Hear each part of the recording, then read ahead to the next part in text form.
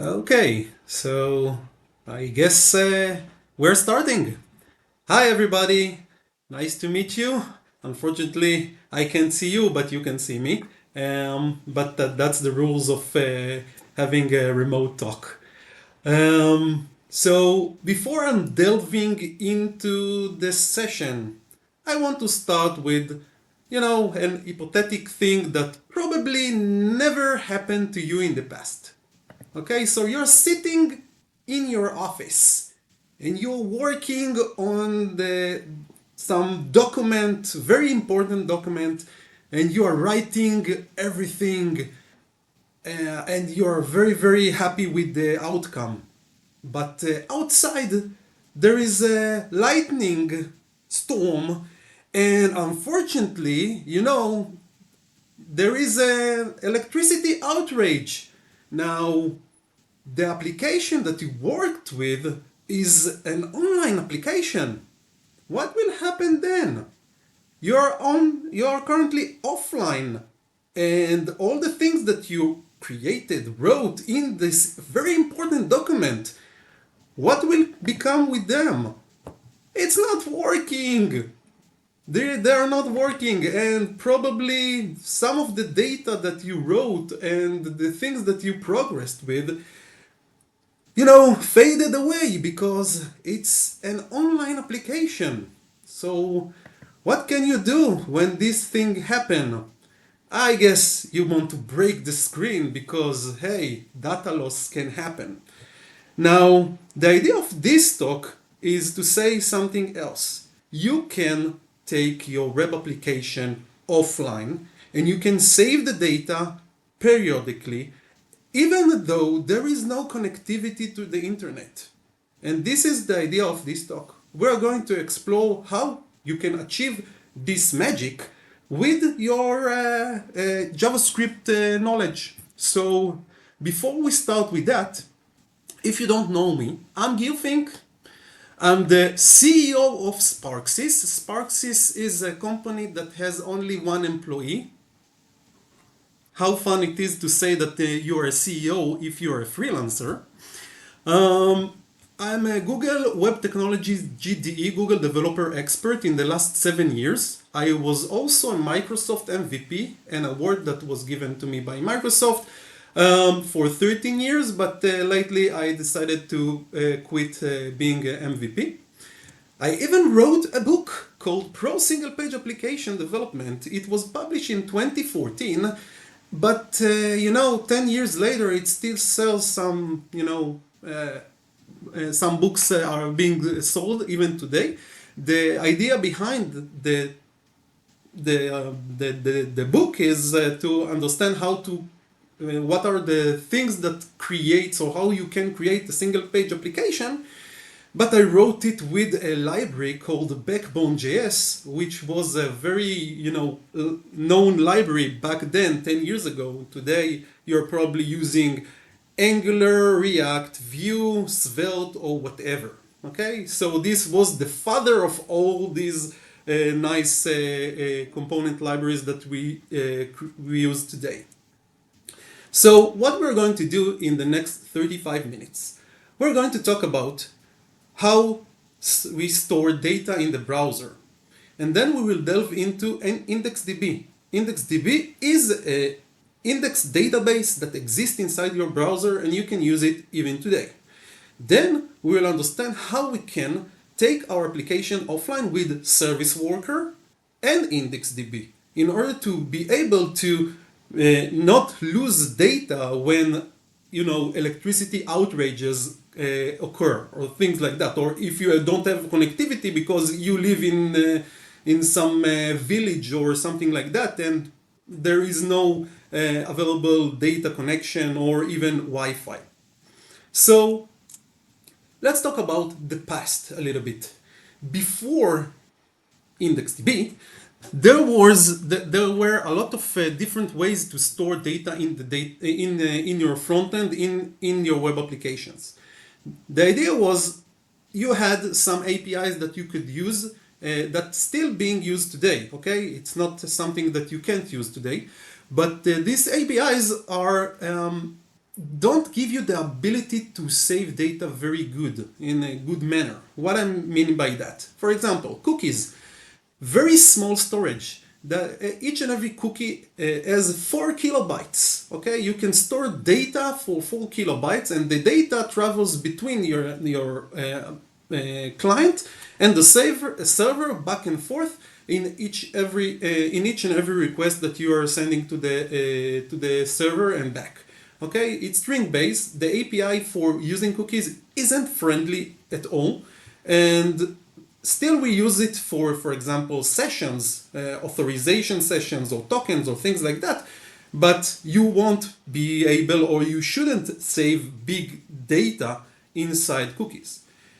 Another alternative is web storage. Web storage is an API that gives you both local storage and session storage, two different objects that exist on the window. You can press window.local storage or session storage and you will be able to use them. The problem with web storage is it's a string-based dictionary. That means that you save data, key as a string and value as a string inside the storage. Now, what is the problem, you probably ask? If the data isn't a string, you need to parse it.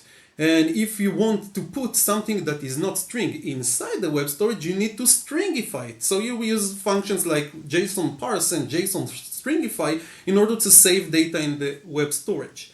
More than that, the API for web storage is synchronous. That means that it blocks the thread of the UI, and once you put things inside the web storage, and if it's big data, it can block your main thread for a few milliseconds. Okay. Now, in some places, I still see Web SQL database. That was a very old API that you could use in browsers. They are still being supported in some of the major browsers today, but this API, you shouldn't use it at all. What you should use is IndexedDB. What is IndexedDB? So IndexedDB is an advanced key value data management. It gives you a full-blown database inside your front end. It is very fast. It is very reliable.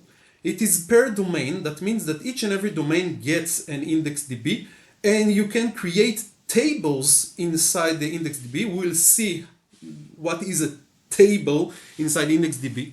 Unfortunately, it has limited capacity. Okay, if web storage gives you between 4 to 8 megabytes per domain, IndexedDB gives you 8 megabytes per domain in most of the browsers, but you can make a request to the user to give you more access for storage through IndexedDB. That's not a good idea if I'm asking the user to give me more ability to store things, but it's a possibility. It is only accessed in the front end, like web storage, as opposed, for example, to cookies that you can pass the cookie between the client and the server. And unfortunately, information loss can happen in IndexedDB. When you do clear cache in your browser, the data in the IndexedDB is erased like anything else. But it's the same thing with web storage or with your cookies. Okay, so it's the same data or information loss. Now, how it works? For each IndexedDB, it's a database. You can open a database, and each and every database of IndexedDB includes object stores. An object store, it's like a table, if you're familiar with databases. And inside an object store, you save the records in key versus value, and the value can be anything. It can be an array, object, string, or whatever. And you have the ability to iterate the entire object store using cursors. You have very fast data retrieval using the key, for example, or using indexes like it says here. Okay, and you can run on an index with a cursor as well as run on an object store with a cursor. That means that it's a database, it's not a key value dictionary like web storage, and you have a lot of abilities here.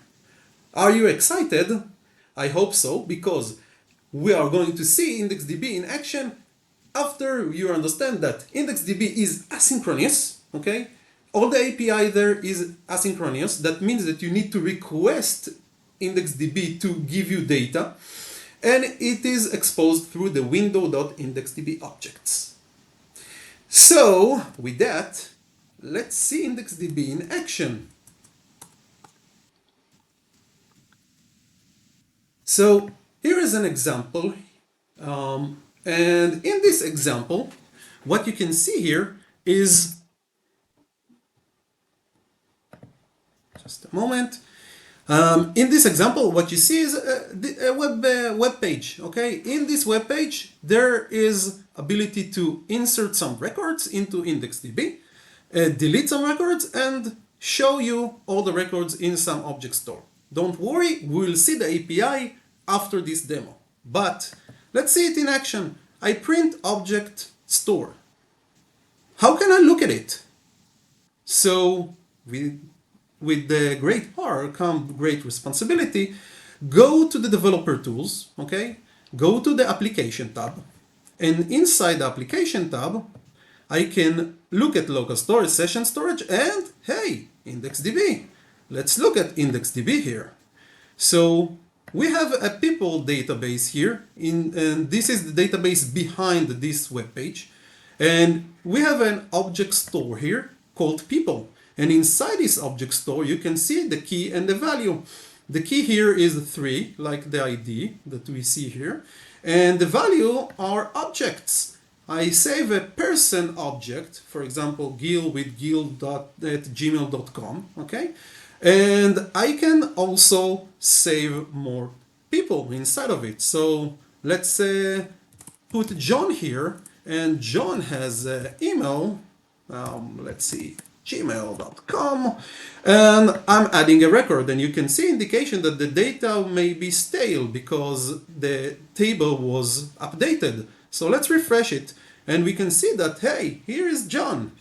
And I can go over the records here, and you can see that John is currently printed out.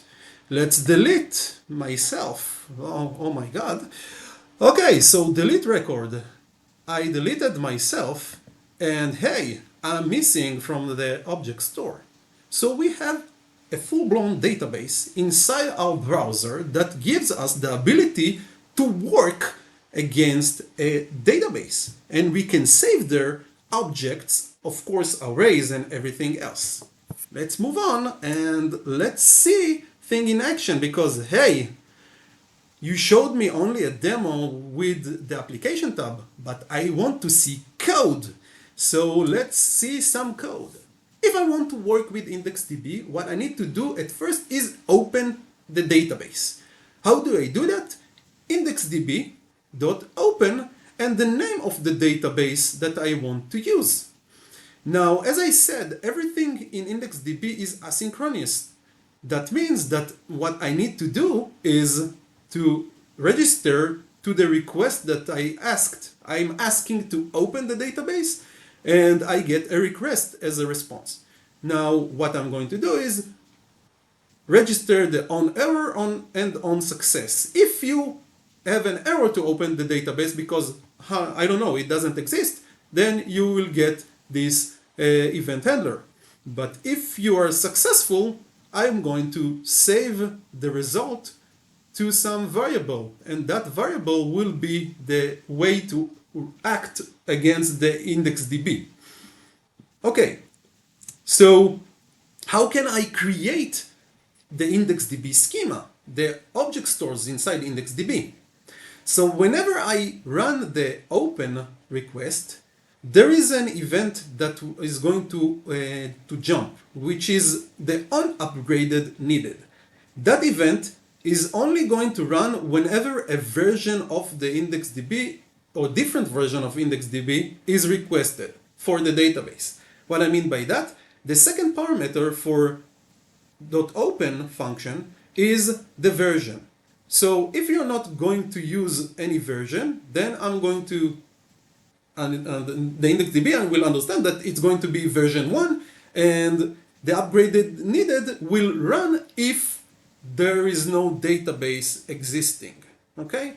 If I'm putting 2, this event will run if the current version of IndexedDB is version 1. Now, only in on upgrade needed, you can change the schema of the database. How you do that? You can create object stores using the db.createObjectStore function. You can create indexes inside your object store, and etc. etc. Okay, so this is the way that you create stores inside the IndexedDB or inside some arbitrary database. Okay, moving on. Whenever I want to do something against an object store, I need a transaction. What I mean by need a transaction, I need to create a transaction. It is going to be read-only or read-write transaction. There are two things, different things. If you're going to create something that reads data, use the read-only transaction. Otherwise, if you are going to write something into the object stores, then read-write. Okay, and the transaction is going to, if it's read-write, going to lock the store for changes, and the first transaction that locks the store will be the first that will do things against that store. Okay, now each and every transaction has an onComplete, onError options, and what you are going to do is you are going to, once you grab the transaction, get the object store that you want to work with, for example, products here, and create a request to do something. For example, add, delete, update, and etc. And this is going to be the transaction that requests to change something inside the store itself. And again, because the request is asynchronously, I'm going to wire into onSuccess or onError in order to do something with the data if it returns some data. If I want to iterate over some object store, I have the option to use a cursor. A cursor, as you can see, there is a boilerplate again to create a transaction. It's going to be a read-only transaction because I didn't indicate what is the transaction rights. Then I'm going to grab the object store again, and from the object store I can open a cursor using the open cursor function. Now on success I can iterate the cursor. This is how you iterate the cursor. You just say give me the result. It's going to be the first record. If there is a record, then do something with it and say cursor continue. If there is no records anymore, you are going to fall into the else here, and it will indicate here that there are no more entries. So if the cursor finishes, if you want to do something, you're going to do it in the else clause. If you want to work with indexes and for fast retrieval, you can use transactions again and use the index function on the object store and say what is the index that I want to use. Okay, for example, name. Now, if I'm using indexes and I'm saying get John by its name, then this is faster than iterating or using a cursor, of course, in this scenario. Okay, again, on success, we have everything here.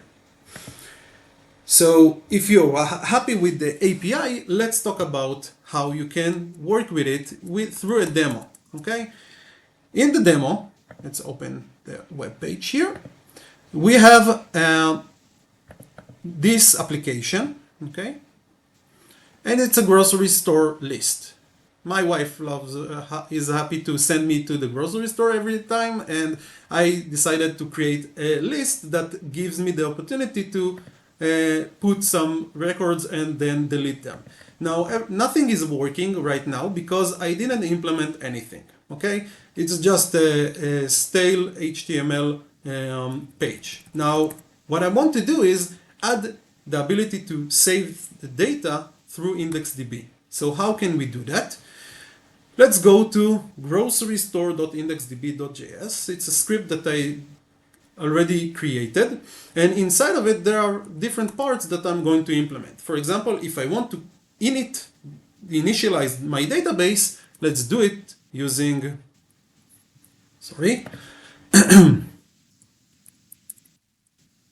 using this code. Okay, I'm going to do indexeddb.open. If I succeed to open the database, I'm taking the result and I'm putting it inside the a global variable here, which is db, and then I'm saying show grocery list. Okay, this is a different function that we are going to see later. If there is an error, I'm going to print to the console. If there is a different version, on upgrade needed is going to run and create only one object store with the store name, which is this name. Where is it? No, grocery. Okay, grocery items. And I'm going to create an index on the name, and it's going to be not unique because I might have the same name for different people. Okay, so I initialize the database. Now what I'm going to do is implement the show grocery list. Let's do it, which is this function. It's going to grab the list and clear it and create a transaction on the object store and open a cursor and read all the details or all the data that is stored inside the object store, iterate it over it, and create a grocery list item for each and every record in the database. Okay, and this is the implementation of this item addition. Okay, we will see that in action later on. If I want to delete something from my grocery list, let's do it like this. Okay, I create a transaction again, and grab the object store, and I'm just saying delete with the relevant ID that I got here in the application. And once it succeeded, I'm going to run the show grocery list and refresh the UI. Last but not least,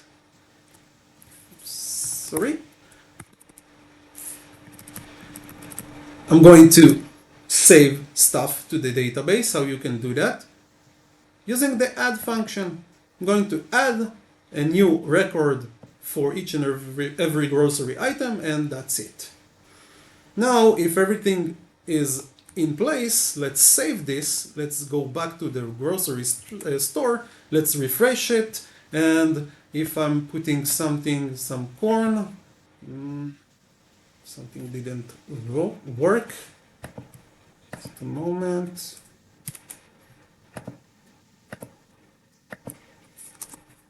Sorry.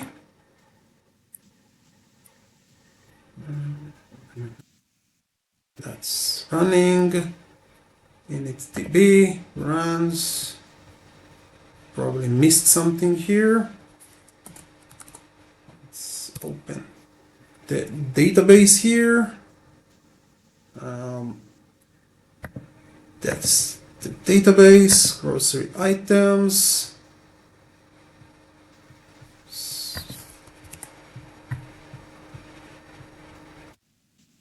Was supposed to show us the grocery items. See that I'm working on iGrocery store, and I didn't have any errors. Something isn't running here.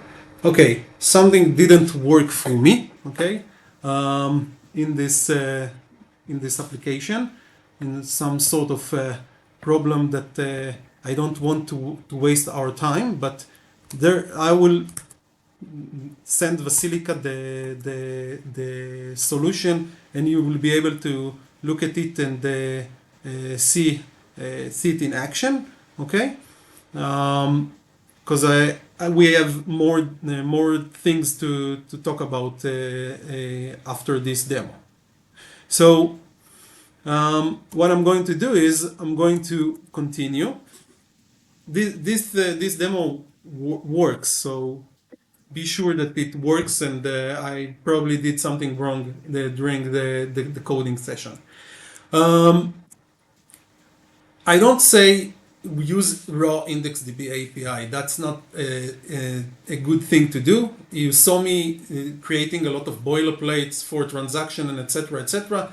There are nice libraries that you can use today on top of IndexedDB, like IDB that Jake Archibald wrote, or Dixie.js, which is a great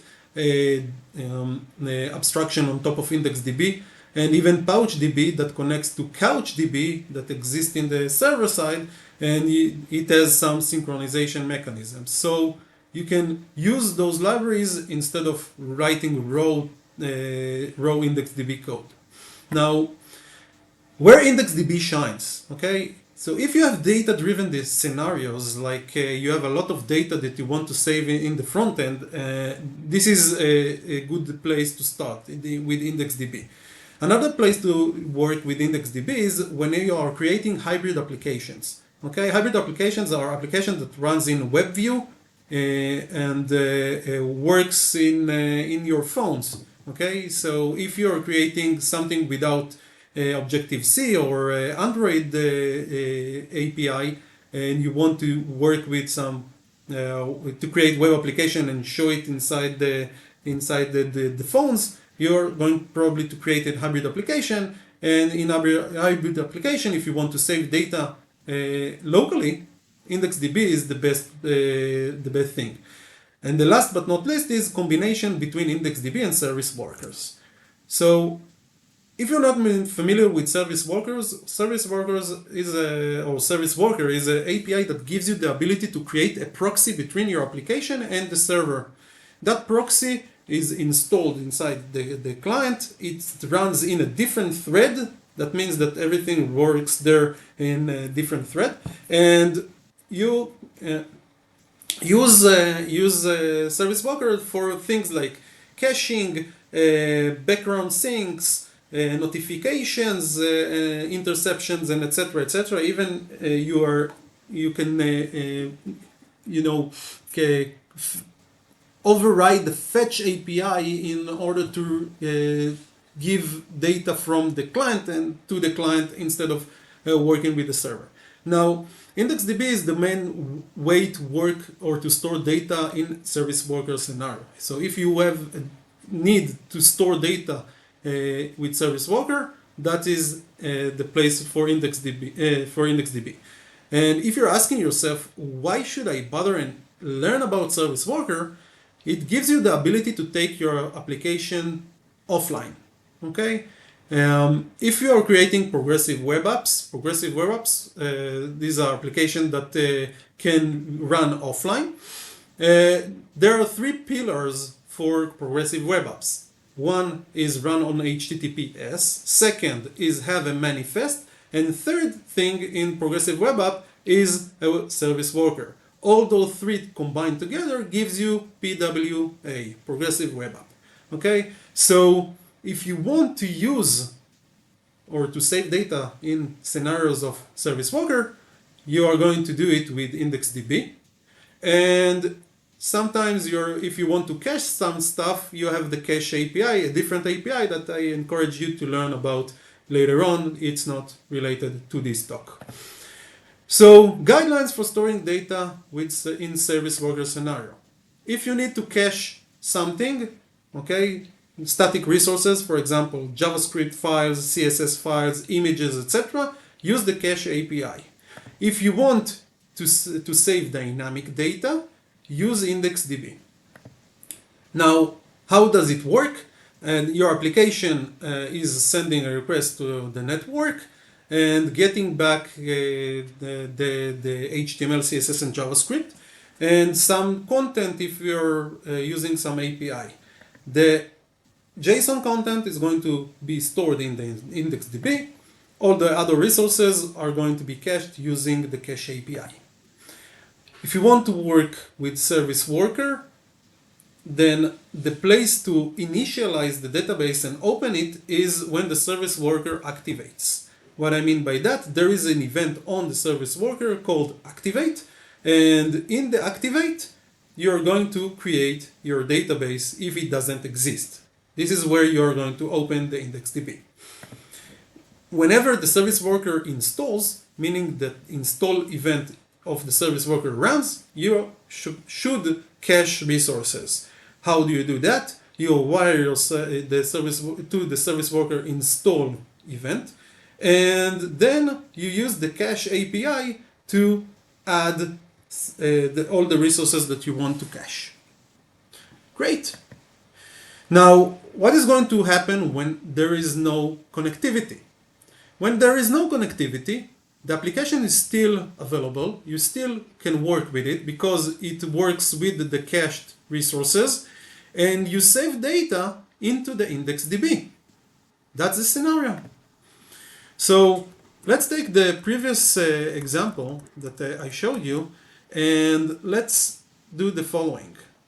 I'm going to change it to work not with the IndexedDB implementation, but with service worker implementation.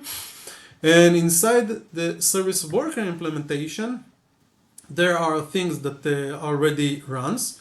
And I'm going to do the following. There is a function called register service worker. Okay, it adds content to the previous example of service worker. How I do that? I'm going to do the following. I'm going to register the service worker when the application loads. If service worker is available in the navigator, it's not available in the navigator, this is where it should be, then there is no service worker support in your browser, return. If it exists, then I'm going to take the service worker and register it. How do you register it? You say, this is going to be the file of the service worker. Now, when you manage to register it, I'm going to init the database in the main thread, okay? It should already exist, okay, because I'm going to create it in the service worker. Now, whenever the application loads, you see here, we are registering the service worker. Let's go to the service worker code here. And you see the same example that I used previously, but now I'm going to create the database or use the database creation script in the service worker itself. Okay, it's the same code that we saw earlier.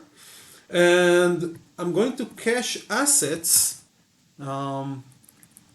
using the cache API. Okay, cache open and put all these resources inside cache. So if I'm going to be offline, the application still runs. Okay, and then I'm going to do the following. When the service worker activates, I'm going to create the database. If it installs, I'm going to cache the assets. And I also overwriting the fetch API in the browser to check whether something exists in the cache. Then I'm going to grab it from the cache. Otherwise, I'm going to go to the server and grab it from the server. So now, if I'm going to go to the application, hopefully something will work, not like a previous example. I can see that there are no problems in the here. Do we have items? We have items. Again, something isn't working. I don't know why. I will have to check this out. What is the problem here? Oh, I guess that I know what is the problem here. Just a moment. Let's see. I don't want to run it. I want to. Okay. So the problem was the versioning and caching, and sorry for that. What you can see here, cucumbers and corns. This is what was inside the service worker example, cucumbers and corns. What I wanted to show you is that you can add more things like, for example, let's add lettuce, and you can see that it works. And I can also delete cucumbers, okay, and it works. And I don't know why the first example didn't run smoothly like you see right now, but it was a problem in my runtime, my server, let's say like that. Okay, so we have the opportunity to save data through inside scenarios of service worker through IndexedDB and Cache API. Now, whenever you're going offline, what I'm suggesting is to save the data inside the IndexedDB, and when you understand that you are online again, you can use APIs which aren't part of this talk but exist, like background sync and periodic background sync. These APIs, you can see, you can go to MDN and check those APIs, and they are very helpful. You can use them to understand that you want to synchronize some data from the IndexedDB to the database in the server.